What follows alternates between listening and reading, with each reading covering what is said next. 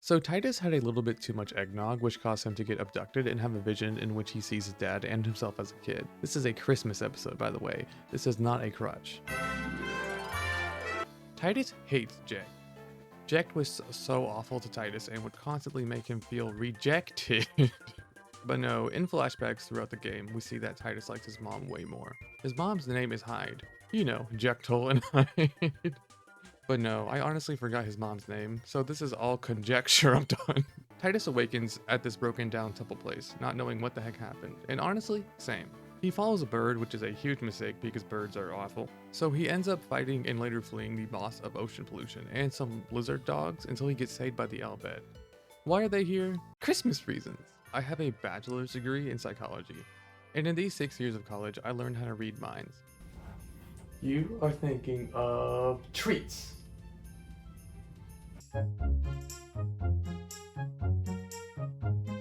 Right now, you are all thinking, Kairos, what do you mean Christmas reasons? Could this be a thinly veiled, well-timed excuse to explain things you clearly don't remember because the footage for this was trained way back in early October?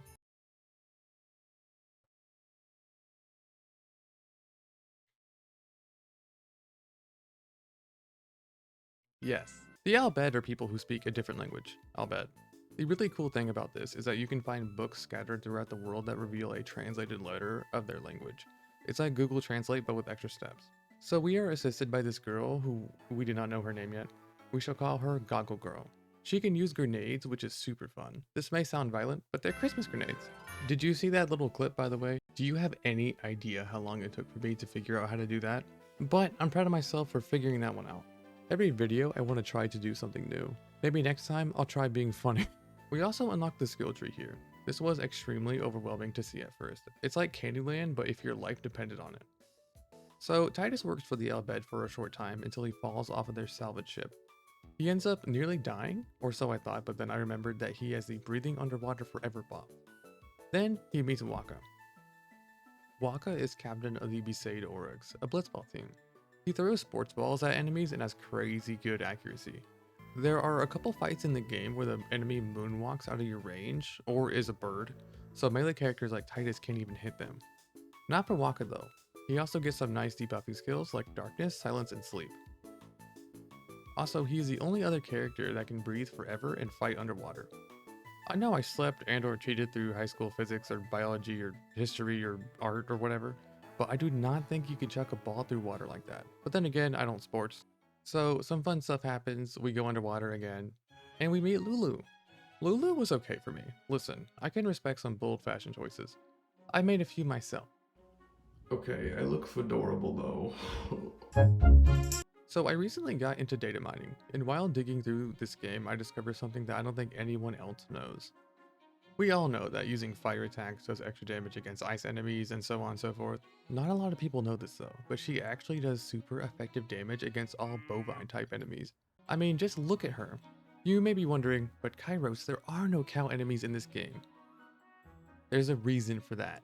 This game calculates its damage based off of the opposite day formula. Kamari, a character that we get soon, does extra damage to all rodent type enemies, and Orin does extra damage to all living enemies. Anyway, Lulu.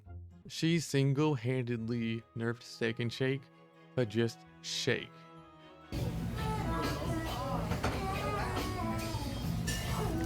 I remember when this video actually had structure. Cows are wildly afraid of Lulu. You might call her a bully. You might say she has beef with them. I can't tell whether or not I'm funny anymore. Please do not calf at me, that would be utterly insensitive. We get Yuna here too. Yuna is a Pokemon trailer and a healer packaged into one. She is my favorite character to play. She heals and can revive her teammates, which is extremely ethical. She can also throw out her Pokemon when a boss is about to do some crazy strong attack and sacrifice them so we don't get a game over. This is also extremely ethical if you think about it, but not too hard. She's a summoner. We need a summoner to defeat Sin because Yevon said so, and Yevon is like the god of this world. And dude, this was streamed so Christmas reasons is why we need her. Just go with it, please. We also get, okay, this is the last character introduction, I think. We also get Kamari. Kamari is another one of my favorite characters to play. He has been Yuna's protector for a long time. He can actually talk, but he just doesn't for a while, and I am jealous of that ability. I wish I could stop talking sometimes. He is a cat. He can learn other enemies' abilities and use them against them. The best one of these is self-destruct, trust me. So we depart and end up in Kilika. We learn that Yuna has the power to send people. Apparently, if she does a baton dance, dead people will die even more and their souls will be sent. So here is where we need to talk. For a very long time, I had no idea how death works in this game. Apparently, you can get killed and still basically be around and have fun and be alive, but not be alive. So if you die and don't get sent, you're more or less still an alive person. So dead people are still alive, but sometimes they're also like these firefly things, and they can become fiends if they. I think that's the reason. Like, they can become. Christmas. And then we get to the Blitzball town, which is my second favorite area. My first favorite is the Calmlands. It's also my least favorite. We also meet Seymour. I have opinions. It's like being led on to believe this person you were about to meet is this amazing, kind, heroic figure, and then you see them for the first time and realize you just met a diseased cactus or something. Seriously, this guy gives off the most "I'm obviously evil" vibes ever. First of all, he is one of the only non-player characters in this game to have a face that wasn't stamped on. Also, that hair, what in the DeviantArt? We also play Blitzball. So one of the Blitzball teams, the Al Bhed Christmas Grinches, suck. They kidnap some of our party members to make us lose a game. If you ever encounter anyone who does this, throw pop rocks at them. I'm just kidding. Throw actual rocks. So Waka holds down the Blitzball fort while we fight the Al Bhed. And for the following match, Titus joins in.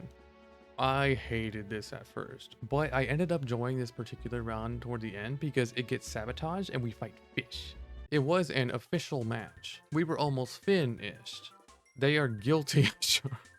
The Al Bhed really didn't need to sabotage this game. I was doing a great job at doing that already. Honestly though, winning this game on your first playthrough would be nigh impossible. Who thought that throwing killer fish in the sports arena was a good idea? That's like going to a horse race and doubling down on a glue company. You would have an easier time explaining to Reddit what a joke is.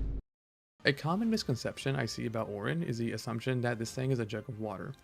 I would like to shatter this assumption and clarify that this is a jug of Vermont 100% pure natural maple syrup.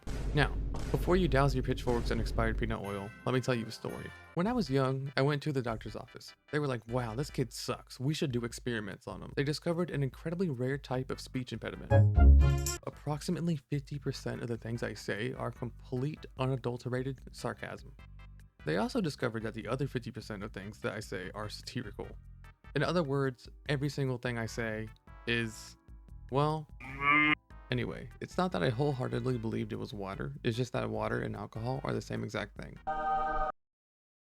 We also see the best cutscene in all of the video games.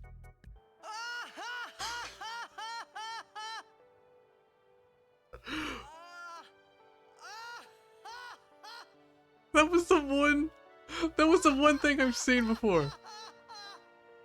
You probably shouldn't laugh anymore. Thank you so much for watching my video. I appreciate you so much, seriously. Have a great holiday and a wonderful new year.